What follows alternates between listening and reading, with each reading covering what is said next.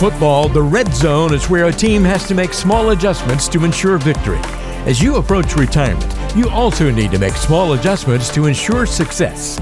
This is the Red Zone Retirement Program with registered investment advisor and enrolled agent John Mears of Mears Money Management. Hey everybody, welcome into the podcast. It's the time for another edition of Red Zone Retirement Program, Simple Investing, Smart Future with John Mears and myself. And we're doing our normal podcast thing, but we're adding a new element as well. We're going to start doing these in video form. So you can subscribe to us now on Apple, Google, Spotify, and YouTube. So you can check that out. And that way you can look at John and I's faces and laugh at us while we talk about these various things and have some good conversation. But usually, as always, the topics and the points are hopefully designed to help you think about ideas, useful nuggets of information to get you moving in the right direction or asking questions for yourself as it relates to your retirement journey. So that's what we're all about here on the show. And so we appreciate your time. And this week, we're going to do retirement, ready or not. Here I come. What's going on, John? Not much. It is really, really hot in California right now, but I think it's everywhere. It is everywhere. But yeah, we're first day under 100 here in about a week and a half here. So, man, whew. Yeah, that is kicking. Being cool, keeping cool inside right now, and I'm excited about today's topic because it's something that we kind of run across with people, whether they're ready or not. You know, retirement may be coming for them. So yeah, if you're lucky enough to live long enough, right? You know, I mean, some of us don't make it that far, but you know, more than likely, it's showing up for you. So as you're nearing it, right, it becomes pivotal, John, to really talk about some questions and face some things that we're gonna have to face, right? Yes. So let's just get into them and talk about them a little bit. There are a lot of people who have reached retirement age who say they don't want to retire, and for a myriad of reasons, and that's totally cool, right? Mm-hmm. You know, whether it's because you like what you do or you're afraid or whatever the case is. But let's talk about some of those. Do you find that it is usually because they do enjoy their job, or is it because it's that defense mechanism that's like, oh, I don't think I can, and I'm afraid to find out?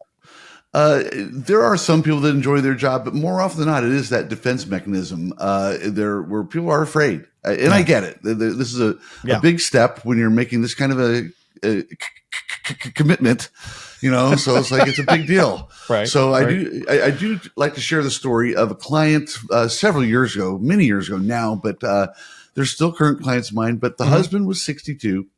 And he was ready to retire. He had done a fantastic job of saving, and their house was almost paid off. They were ready. We had crunched the numbers, and the wife just was not allowing for it. She just couldn't handle it. And going through the numbers again, explain it. You know, this is how how our guardrails work and everything. And she just was not having it. And finally, I looked at her and I just kind of said and they're kind of getting a little testy with each other too. I kind of had to referee a little bit, but I did have to call her out a little bit. And I said, if not now, when? Yeah. When are we going to be ready? And there was a little bit of awkward silence for a second. And she kind of realized, yeah, it's just fear. That's all it is. Yeah. And so at that point, we started getting the paperwork together so he could, let his employer know and set up the monthly distributions from Schwab. And everything's been perfect ever since then. Oh, that's great. So it's something that I have to accept and understand that people are going to be scared to retire. But that's why I think it's important that we, go in and be prepared with as much information as possible, and not talk down to people. Well, and I think so that's where the misconceptions start to lie, right? So what are some of the misconceptions that people have? For me, like the big one that I've been doing this now for about 8 years, 10 years. And some of the big ones are like the big number, right? Like often it's I need X dollar to mount in order to retire. That's a huge misconception because it may be too much and it may be too little, right? So Correct. Don't just aim for an arbitrary number. Find out what it is that you need. What do you need to make your plan go? Right. So that's very typical. In fact, I was just working with somebody this last week going over what their target number might be. And again, it can be somewhat vague, this is what I tell them.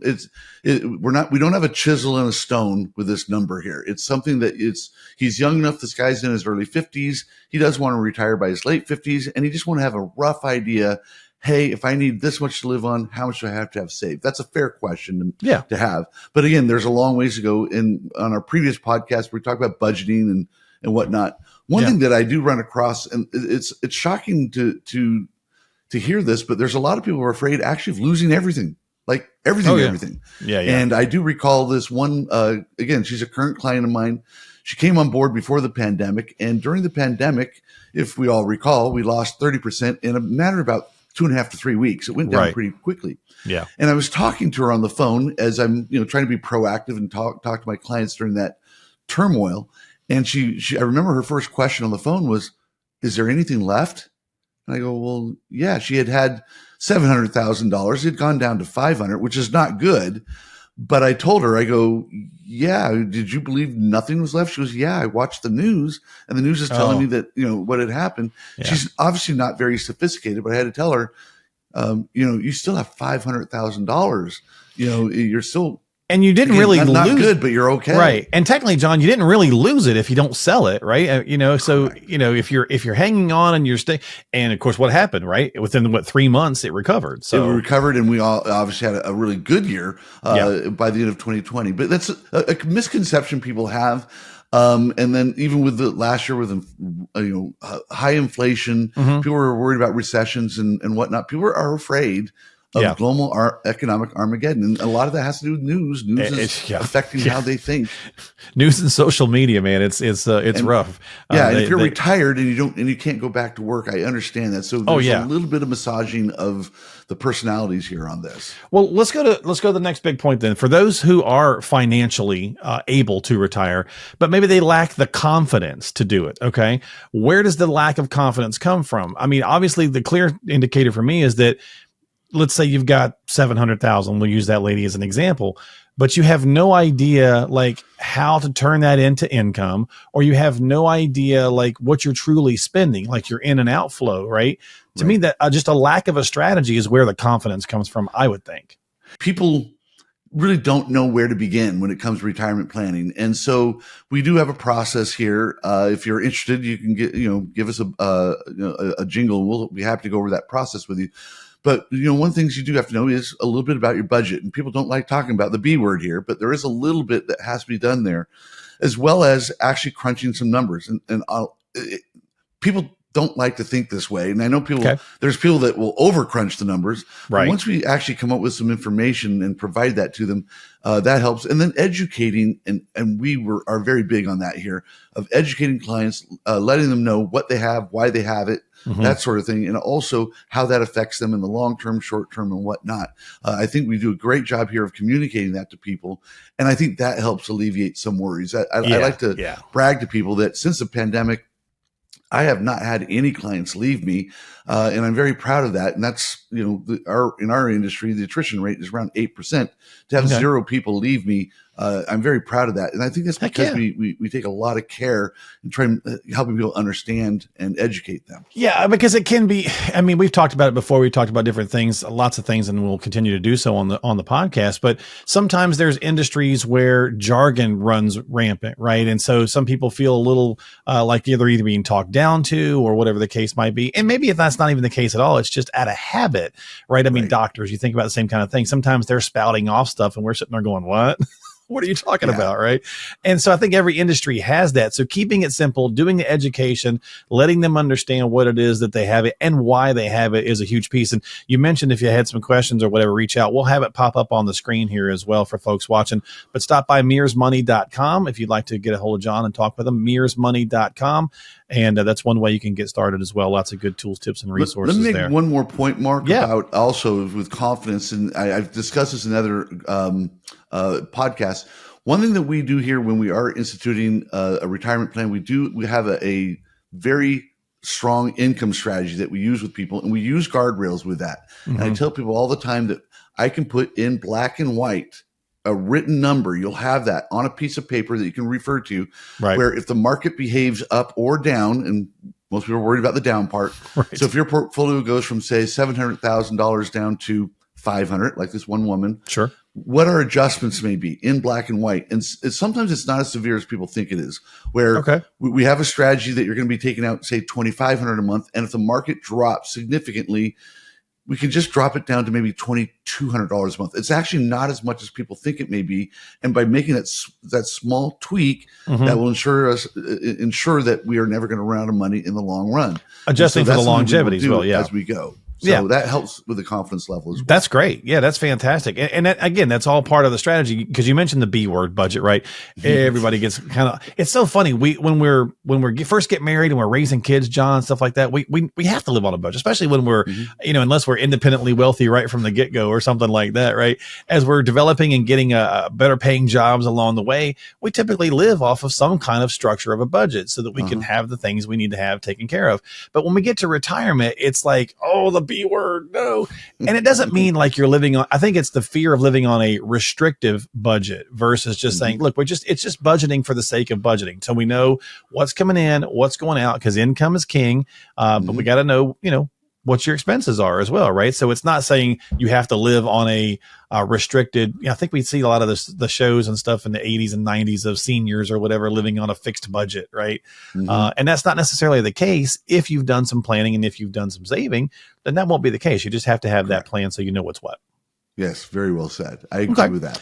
All right, so let's go to the last one here. On the other side of the coin, we talked about a minute ago, people who are financially able to, right? So on the other side of that coin, have you worked with, or how do you work through the situation of folks who want to retire like yesterday, like get me out of here yesterday, but you're crunching the numbers, John, and you're like, I got to tell them that's not possible, right? So we've got to work through that. Not a fun conversation, but it's your job to help them. Like, well, okay, what changes do we make so we can get retired as soon as possible? Yeah. So that's where the planning comes. And then again, going back to my income strategy, where if I lay that out, by the way, Mr. and Mrs. Smith, based on what you have right now, this is what your monthly income could be. And if it's far short of what they were dreaming or hoping for, there is a little bit of a wake up call there for people. So I'll show that to people. And usually there's, a few seconds of stunned silence, and they realize this isn't going to happen. Right. So sometimes the numbers speak for themselves. Part of it is, going back to the budget issue. There was a client that I actually had to graduate on a couple of years ago because she actually had a solid retirement income, but she spent too much. And so that was one of those conversations we had to have when we looked at her budget. By the way, you can't continue at this budgetary level. We kind of went through the budget. She said, yeah, I can match with that. And again, we're not eating beans and rice every night. We're talking about just, we're not being college dorm days, no ramen.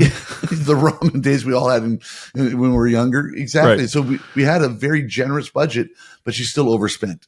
And finally, after a while, I had, I hate to use this term, but I refuse to be the captain of a sinking ship here.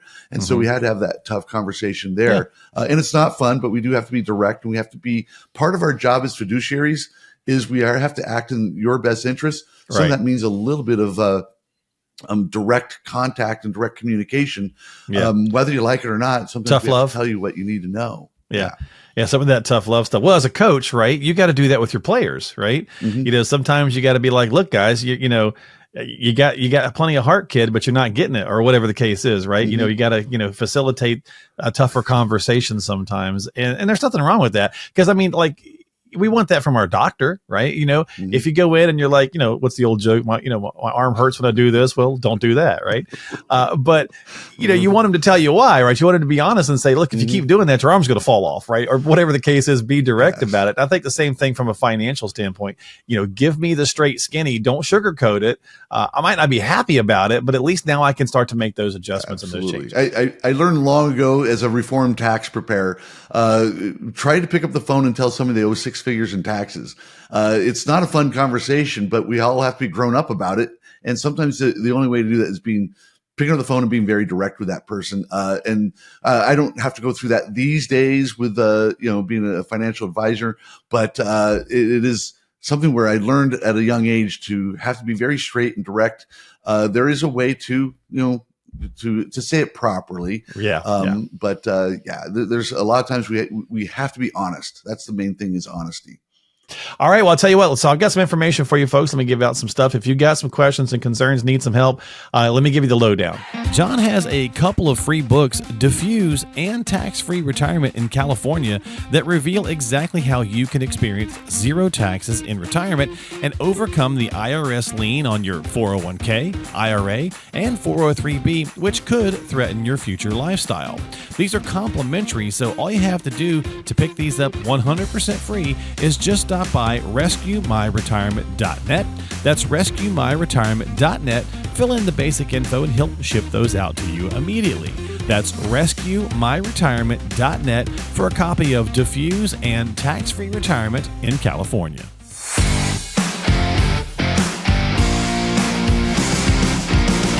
All right, so we're going to finish off with our 2-minute drill here. So I figured, why not, right? We're going to lean into the coachisms.